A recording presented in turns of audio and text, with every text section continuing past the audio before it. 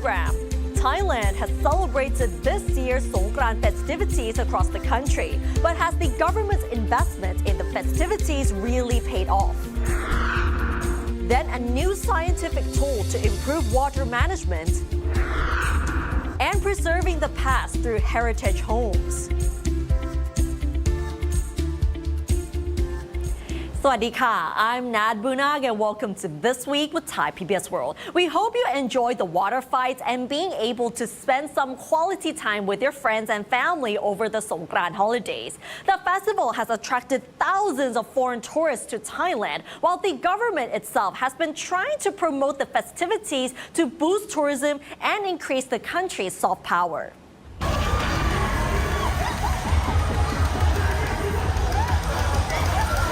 This was the lively atmosphere at Bangkok's Khao San and Si Lom roads, which are famous for the Songkran water fights. There was also a parade for which participants, including the LGBTQ community, wore fancy costumes, including the traditional Nang Songkran and other famous characters.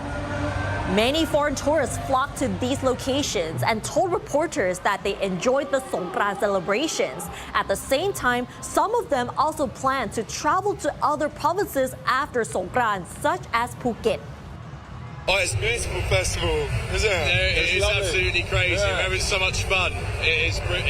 fun. Best festival in the world. Best festival in the world. Yeah. This is unbelievable. It's savage. We honestly are so excited to be here, and it is so cool. I've never experienced anything like this before, and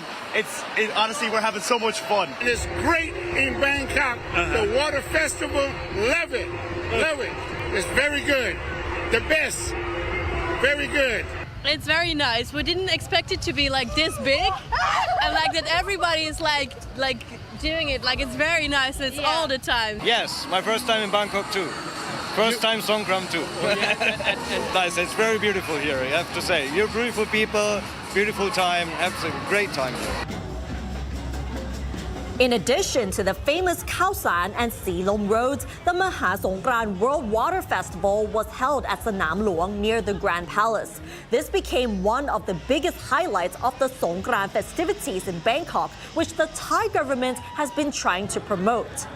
Among the other highlights were more traditional Songkran activities that were not only about the water fights. There was also a massive parade which traveled from the Democracy Monument to Sanam Luang.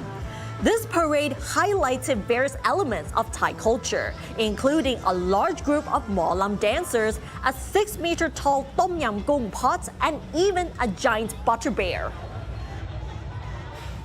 The Maha Songkran World Water Festival is part of the Thai government's effort to grow Thailand's soft power after UNESCO listed Songkran as an intangible cultural heritage. The Thai cabinet invested 153 million baht in the 5 days of celebrations at Sanam Luang. The government hopes that the extravaganza would generate 3.2 billion baht in revenue and attract about 800,000 Thai and foreign visitors. We might be able to say that the government's investment and promotion may have paid off because according to the Tourism Authority of Thailand, the celebration at Sanam Luang between April 11th to the 15th saw up to 1.1 million visitors. 10% of them were foreign tourists and has generated revenue of at least 4 billion baht. Meanwhile, if we look at the major locations for the Songkran celebrations here in Bangkok, over 459,000 people visited Khao San Road for the Songkran festivities, while 265,000 people visited Si Lom Road in Bangkok. And the Songkran holiday period is also a peak time for tourism. Thailand has welcomed over 666,000 visitors during April 6th and 12th, which is a 10% increase from the week before. And you can see that Malaysia actually came out on top with over 102,000 visitors, followed by China, India, Russia, and the UK. And you may have noticed that Chinese visitors have substantially dropped. And as for the number of tourist arrivals so far, Thailand has welcomed a total of 10.7 million international visitors since the start of 2025, generating over 516 billion baht in foreign revenue. And today is counted as the 7th dangerous day of the Songkran holidays, where road accidents and fatalities reach their highest levels. This year, the number of accidents and fatalities seem to have improved. But how does the road carnage reflect on Thailand? It is now day 7 of the so-called 7 dangerous days, during which authorities have been strictly monitoring road users to prevent accidents over the Songkran holidays. According to the Department of Disaster Prevention and Mitigation, road accidents and fatalities have decreased this year. Total road accidents during Songkran dropped by approximately 24.76%. Road injuries also fell by 27.43%, while fatalities were down by 11.85%. Gannavi Ganitpong, director of the Thailand Accident Research Center at the Asian Institute of Technology, said the figures are a positive sign that Thailand is making progress in reducing road accidents and fatalities. Normally, the 7 dangerous days tend to see higher accident rates than during the New Year holidays due to the longer break period. This year, though, she believes that government measures and stricter law enforcement make a key difference. การบังคับใช้กฎหมายที่ปีนี้เนี่ยมีการตั้งด่านตรวจเนี่ยค่อนข้างเข้มข้นมากขึ้นนะคะก็คือจำนวนการตั้งด่านมากขึ้นแล้วก็จำนวนคนที่ถูกมาเรียกตรวจน่ะก็จะเยอะขึ้นด้วยโดยเฉพาะพวกเคสที่เป็นการดื่มแล้วขับ She pointed out that the checkpoints this year have been more thorough, with deeper background check than before. เขาก็จะมีการลงไปดูประวัติว่าคนนี้กระทำผิดซ้ำมาแล้วกี่ครั้งก็ถ้าทำผิดซ้ำบ่อยมันจะโดนหนักกว่าเดิมนะคะรวมถึงมีการลงไปเช็คในเรื่องของเมาสุราด้วยเช่นเมาแล้วขับมาไปดื่มมาจากที่ไหนถ้าเป็นเยาวชนจะมีการสืบย้อนกลับไปว่าไปเอาเหล้ามาจากที่ไหนมาดื่มนะคะGannavi added that this progress was made possible through collaboration between the police and local authorities, who helped organize more community-level checkpoints for alcohol checks. Although accident levels of this year have decreased, another issue that should be addressed is foreign tourists who are in accidents during these 7 dangerous days. A total of 110 cases involving foreigners were reported, including 93 road accidents, 94 injuries, and 16 deaths. The majority of these cases involved nationals from Myanmar, Laos, and Cambodia. ซึ่งส่วนใหญ่เนี่ยก็เกิดจาก2กรณีด้วยกันก็คือ1เช่ามอเตอร์ไซค์มาขับขี่เองแล้วก็เกิดอุบัติเหตุกับอีกอย่างนึงก็คือข้ามถนนแล้วก็โดนรถชนเสียชีวิต Gannavi also stressed that pedestrian safety is still lacking, especially at crosswalks. One example she cited was a tragic incident involving a German family who were hit by a car while using a crosswalk in Phang Nga. Although the number of deaths dropped from 287 last year to 253 this year, experts like Gannavi believe Thailand could reduce road fatalities even further, but only if strict safety measures continue to be enforced. Warisala Sehan reporting for Thai PBS World. And now let's have a look at the other stories making headlines throughout the week in our weekly roundup. Malaysian Prime Minister Anwar Ibrahim urged Myanmar's junta leader and the government in exile to extend the ceasefire and stop new internal conflicts to enable humanitarian efforts to assist people affected by the earthquake last month. Anwar, who is this year's chair of ASEAN, was in Bangkok for his 2-day visit and has met with Prime Minister Paetongtarn Shinawatra and held a separate meeting with Thaksin to discuss regional issues. We will hope to engage with all parties in Myanmar. I'm very appreciative of the fact that Min Aung Hlaing, the Prime Minister, was very candid and he tried to explain their position and willing to work with ASEAN, because the ASEAN position is that we should be more involved in the effort to get them to agree on the basis of the 5-point consensus that ASEAN has agreed. Thailand is set to propose 5 measures to the United States in trade talks scheduled for April 23rd in Washington, D.C., aimed at easing the full impacts of the 36% reciprocal tariffs imposed on Thai exports to the U.S. market. These include the opening of the Thai market and import tax cuts for U.S. farm products, increased imports of U.S.-made products which cannot be locally produced in Thailand, and promotion of Thai investments in processing industries in the U.S.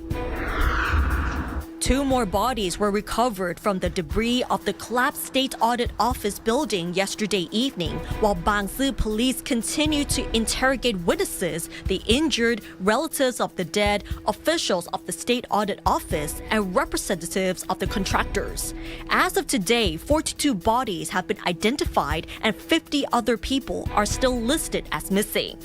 Previously, a fact-finding committee has indicated that the collapse of the building might be related to a mistake in the design of the elevator shaft. A second fugitive who is alleged to have been involved in the fraud case linked to Dr. Bun Wanasin, former chairman of Thonburi Healthcare Group, has been arrested and deported to Thailand. This leaves Dr. Bun as the only suspect still at large. Arrest warrants were issued by a Thai court for Dr. Bun and the other 2 suspects. All were placed on Interpol's red notice list after fleeing Thailand in September last year. A 26-year-old British man who was reported missing in March after losing contact with his family in Wales was found safe in the southern province of Krabi. Thai police found Daniel Davies alone in a hotel room. He told police that he has family problems and does not want his relatives to know his whereabouts. Several social media platforms had posted photos of Davies, who is from Wales, asking anyone who saw him to alert the police.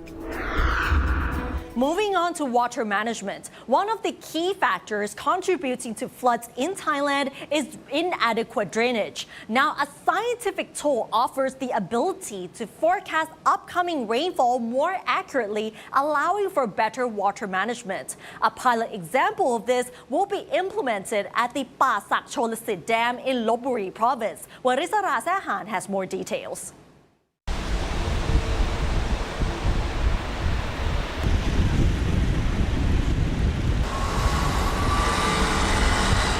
Thailand has learned many lessons from flood disasters, from Bangkok's severe flood in 2011 to 2024 floods in northern part of Thailand. Well, one of the factors contributing to floods is climate change. But a key strategy for mitigation and adaptation could begin with improved reservoir operations and water management planning. ก็ไม่มีอะไรเท่ากับน้ำท่วมนะผมว่าน้ำท่วมมันเลวร้ายที่สุดมันทรมานที่สุดไหนจะให้สัตว์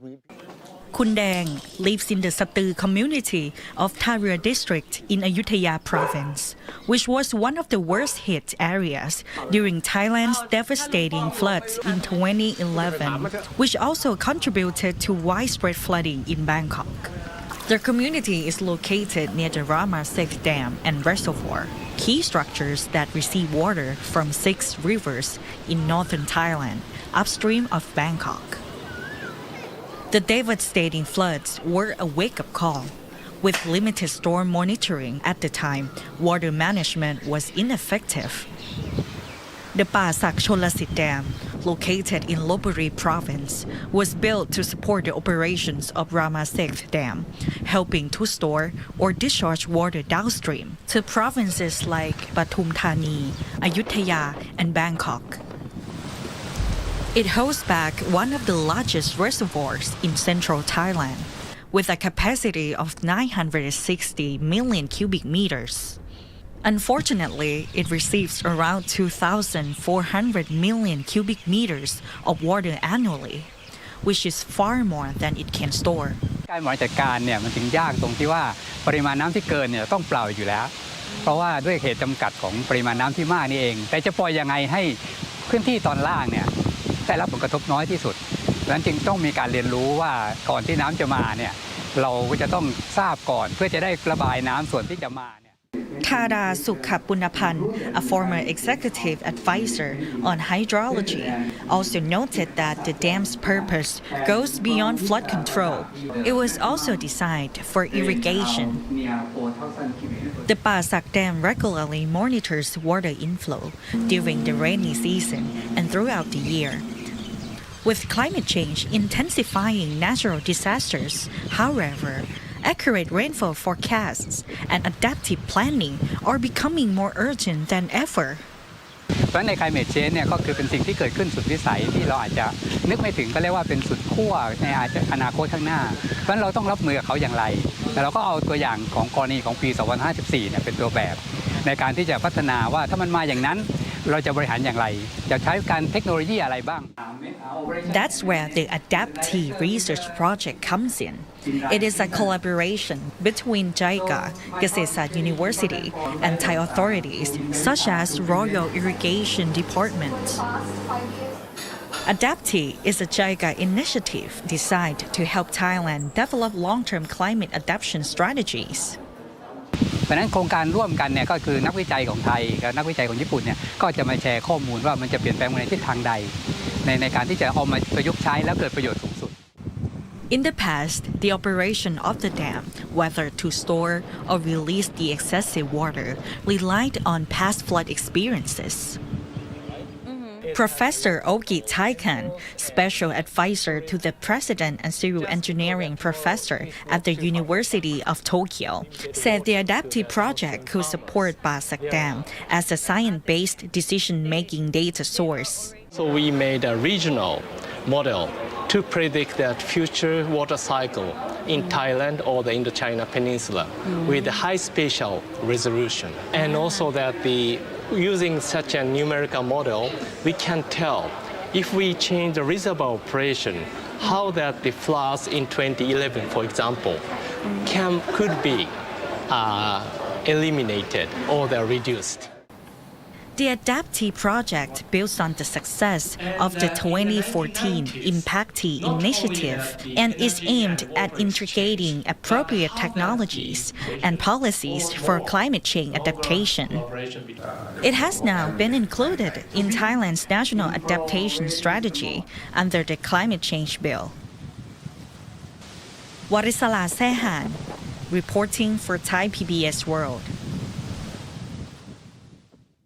You may remember this feature report we did about conserving parakeets in Thailand, which aired last year on our program. This story, which highlights how these parakeets bring local communities together, has recently been aired on CGTN in China. This is part of the collaboration between Thai PBS World and CGTN to exchange stories that matter to our audiences. In return, we have received the following feature story about elephant conservation in China. The problems that they are facing are surprisingly similar to those in Thailand, one of which is the clash between the elephants and local farmers. CGTN reporter Joel Oman has more. In 2021, a family of elephants rose to fame for their epic 500-kilometer journey in southwest China's Yunnan province. The unusual phenomenon still remains a mystery, but many believe the wandering elephants were seeking out more resources. Yes, the one theme that has been underpinning human-wildlife interactions for millenniums continues to be a challenge today. They crashed this rack for the dragon fruit passing by here and then ate all the planted corn. Incidents like this is a frequent headache for farmers who live and harvest from the same nature that they share with the elephants. Across Asia, including China, Sri Lanka, Malaysia, and India, where these titans reside, stark conflicts of interest have triggered the anger of the farmers. How can we protect the livelihood of local residents while ensuring the survival of the endangered elephants? Enter insurance. For each kilogram, the plan will reimburse 3.2 yuan. This is a settlement court, built to resolve conflicts between humans and elephants. Do you have any objection? No, I'm good. Although one of the two parties is not present, the solution is just as effective. Farmers can file a claim, and then an arbitration will be held where the local court gives its judicial confirmation before the insurance company pays for the loss. Since its debut in 2021, local authorities have facilitated the reimbursement in elephant damage insurance payments. Elephant canteens are being set up to help satisfy the appetite of these hungry giants. Railway routes for the China-Laos Railway circumvent the habitat of Asian elephants, and bridges and tunnels have been built to allow animal crossings. There were 16 elephants back in 2021. Now, incorporating with another herd, the size has grown to 28, and we have monitored 7 newborn elephants. The natural habitat of elephants spans administrative lines, so standards have been put in place to ensure unified practices. We have set standards on monitoring, early warning, rescue, rehabilitation, and habitat conservation. We have formulated technical specifications. The number of Asian elephants in China have more than doubled in just over 30 years. With the population edging towards 360. China's conservation efforts have proved effective against the age-old dilemma, allowing endangered elephants to thrive in their habitat while promoting economic sustainability for local farmers. Zhuloman, CGTN for Thai PBS World. From elephant conservation, now let's turn to preserving history. Heritage homes hold a lot of stories and history that may be worth preserving for the younger generation to help them better understand their roots. We recently talked to the real deal in historic house restoration as he reveals that there is a demand for this kind of property, but the supply is very limited like other antique items. Let's find out more with At Bunyathat.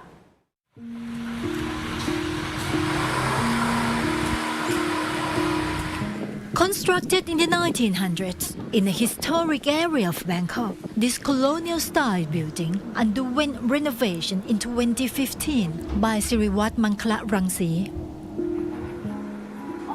Despite an economics background, his deep passion for preserving heritage houses has driven him to gain extensive experience and knowledge in their renovation, covering architecture, art, and history, making him one of a kind in this field. So far, he has restored more than 100 houses. จริงๆบ้านที่ผมภูมิใจที่เขาอุตส่าห์ส่งต่อมาให้ผมหลังหนึ่งเลยเนี่ยที่ผมชอบมากเนี่ยคือบ้านโบราณที่จังหวัดตากในตัวเมืองในตรอกบ้านจีนนะครับมันสะท้อนให้เห็นว่างานสถาปัตย์ที่ตรอกบ้านจีนเนี่ยมันมีความโดดเด่นในระดับหนึ่งในสมัยนั้นช่วงที่ชุมชนนี้เขาเจริญรุ่งเรืองเนี่ยเป็นแหล่งค้าขายเนี่ย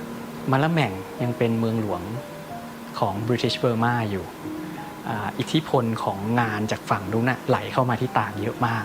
แล้วตากก็เลยมีอัตลักษณ์บ้านโบราณของตัวเองเป็นการผสมระหว่างเรือนไทยแล้วก็ม็อกโมกุลอะไรพวกนี้ครับซึ่งหลังที่ผมได้มาเนี่ยน่าจะเป็นหลังเดียวของเอกชนที่ทำด้วยสไตล์ม็อกโมกุลซึ่งชิ้นเอกมากอันนี้ Compared to an artist's work, such as paintings or murals, some ideas cannot be expressed so openly. Instead, they are subtly embedded in the architecture itself. For Siriwat, this hidden storytelling is what makes renovating heritage buildings so captivating. ช่างจิตรกรเนี่ยเขาก็จะแอบใส่รูปอะไรอยู่ในงานของกำแพงผนังโบสถ์เหมือนกันซึ่งมันต้องอาศัยการตีความแต่บางจุดมันก็โดดเด่นมากจนมันก็ตีความเป็นอย่างอื่นไม่ได้เหมือนกัน งานสถาปัตย์ของแต่ละยุคเนี่ยเป็นตัวบ่งบอกแนวคิดหรือค่านิยมของยุคนั้นๆซึ่งมันจะถูกสะท้อนมาในตัวอาคารแล้วการที่อาคารเหล่านี้ยังอยู่แล้วคนทั่วไปเขาได้สัมผัสเนี่ยมันจะช่วยให้เขาซึมซับว่าประวัติศาสตร์ที่ผ่านมาคนแต่ละยุคเนี่ยมีแนวคิดยังไงบ้างนะครับเช่นยุคสักปี 1900 ถึง 1900 เกือบ 20 เนี่ยอาคารในยุคนั้นเนี่ยอาจจะถูกตกแต่งด้วยลายฉลุลายดอกไม้ลายสัตว์ลายอะไรเยอะแยะไปหมดแล้วถัดมาแค่ยุคเดียวมันจะกลายเป็นรูปทรงเรขาคณิตในช่องลมของหน้าต่างอะไรพวกนี้ครับซึ่งมันก็จะสะท้อนว่าคน2ยุคนี้เป็นคนละเจนกันนะคนละเจนที่มีแนวคิดที่ต่างกัน Heritage houses built in different historical periods reflect the diverse ideas and beliefs of their time. Siriwat highlighted how these structures can benefit younger generations, as engaging with them can foster an understanding that intergenerational tensions among Thais are a natural occurrence, as seen in the architecture itself. What truly matters, though, is that we have moved beyond those differences and learned to live together in harmony. มันทำให้เราเห็นว่ามันไม่ใช่เรื่องใหม่นะแต่ละยุคมันก็มีความคิดของมันแล้วเราก็ผ่านกันมาได้เราก็จะลดทิฐิของแต่ละเจนลงครับแล้วเราก็จะเข้าใจกันมากขึ้นว่าทำไมคนแต่ละยุคถึงคิดต่างกันเพราะว่าถ้าสมมุติว่าเราไม่มีหลักฐานพวกนี้อยู่เลยเนี่ยมันเหมือนจะมีแนวคิดประเภทหนึ่งที่พยายามจุดไฟพยายามทำให้คิดว่าคนรุ่นเก่ากับคนรุ่นใหม่มันต่างกันมากอะไรเงี้ยครับไม่สามารถผสมกันได้เป็นน้ำกับน้ำมันอะไรเงี้ย Since the majority of historic buildings are located within local communities in provincial areas, a key direct benefit of heritage house restoration is the stimulation of the circular economy within these communities, as local labor is employed and their earnings are spent locally. หนึ่งเนี่ยในแง่แรงงานเขามีส่วนร่วมแน่นอนแล้วการที่เราส่วนใหญ่บ้านโบราณเนี่ยจะซ่อนตัวอยู่ในไม่ใช่ทั้งหมดแต่ว่ามีจำนวนมากเลยที่จะซ่อนตัวอยู่ในชุมชนที่เรียกง่ายๆว่าโรยลาไปนิดนึงตามการเวลาการเข้ามาบูรณะอาคารเหล่านี้เนี่ยมันทำให้มันก็เกิดเศรษฐกิจหมุนเวียนในชุมชนอยู่แล้วทั้งเรื่องของแรงงานเรื่องของรายละเอียดปลีกย่อยอย่างเช่นพวกคนงานเขาต้องใช้จ่ายในชุมชนอะไรเงี้ยครับแล้วมันก็เป็นตัวอย่างให้คนในชุมชนเองเนี่ยเห็นได้ว่าจริงๆแล้ว property เหล่านี้ของเขาเนี่ยมันมีศักยภาพนะมันไม่จำเป็นต้องถูกรื้อทิ้งนะมันสามารถนำมา adapt สร้างมูลค่าใหม่แล้วก็เกิดเศรษฐกิจหมุนเวียนใหม่ในชุมชนได้ครับไม่งั้นถ้าเขามองว่ามันจำเป็นต้องรื้อทิ้งไม่มีคุณค่าอาคารเหล่านี้ก็หายไปครับหนึ่งเราอนุรักษ์ด้วยสองเราเป็นตัวอย่างให้เขาเห็นด้วยว่าทรัพย์ของเขามีศักยภาพWhen discussing the architectural magnificence of Bangkok's historic districts, Siriwat hopes that the government will draft legislation to regulate the exterior facades of buildings in conservation areas, much like preservation laws in other countries. Such measures would safeguard the area's unique charm and cultural identity for future generations. All right, and that's all for this edition of This Week with Thai PBS World. Join us every Friday at 10:30 p.m. only on Thai PBS. And don't forget to follow us on social media and our website, thaipbsworld.com, for all the latest stories and analyses about Thailand. Thanks for watching, and we'll see you next week. สวัสดีค่ะ